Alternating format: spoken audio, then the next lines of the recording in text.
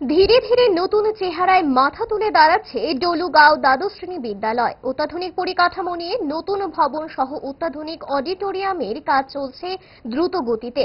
নবরূপে ওই স্কুলটিকে সাজিয়ে তুলতে খরচ হচ্ছে 13 কোটি টাকা। দীর্ঘ সময় ধরে অবহেলা আর অবজ্ঞার গ্লানি শরীরে মেখে ঠায় দাঁড়িয়েছিল বিদ্যালয়টি।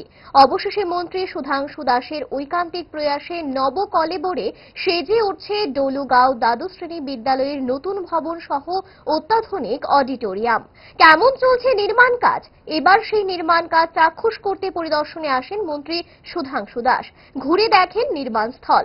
বহু প্রত্যাশার স্বপ্নকে নতুন প্রজন্মের কাছে তুলে ধরতে মন্ত্রী প্রতিক্রিয়ায় কি বলছেন শুনবো।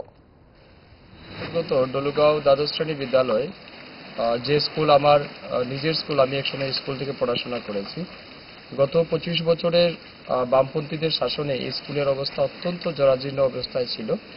আমি বিধায়ক হওয়ার পরে এই স্কুলটাকে পুনর্গঠন করার জন্য, পুনর্নির্মাণ করার জন্য ত্রিপুরা সরকারের শিক্ষা দপ্তরের পক্ষ থেকে প্রায় 8.5 কোটি টাকার স্যাংশন আমরা প্রদান করেছি RIDF এর মাধ্যমে। এবং পরবর্তী সময় এই স্কুলের অত্র এলাকার যারা ছাত্রছাত্রীরা আছেন, যারা পড়াশোনা করেন এই স্কুলে, তারা যাতে উন্নত মানের পড়াশোনা এখান থেকে পেতে পারে, শিক্ষা যাতে ব্যবস্থা এখানে চালু করা যায়, তার জন্য বিদ্যাজ্যোতির আওতায় এই স্কুলকে আনা হয়েছে।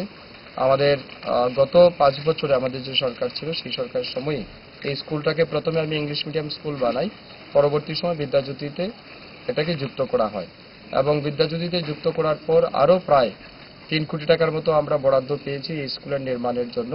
পরবর্তী সময় RD ডিপার্টমেন্ট থেকে আরেকটা পার্টের কনস্ট্রাকশনের জন্য প্রায় আরো 2 কোটি, সব মিলিয়ে প্রায় 13 কোটি টাকার স্যাংশন ডলুগাঁও দ্বাদশ শ্রেণীকে ভব্য এবং সুন্দর স্কুল নির্মাণের জন্য আমরা প্রদান করেছি। 3 দিনের শিশুর জটিল রোগের সফল operation Hapania Tripura medical college হাসপাতালে।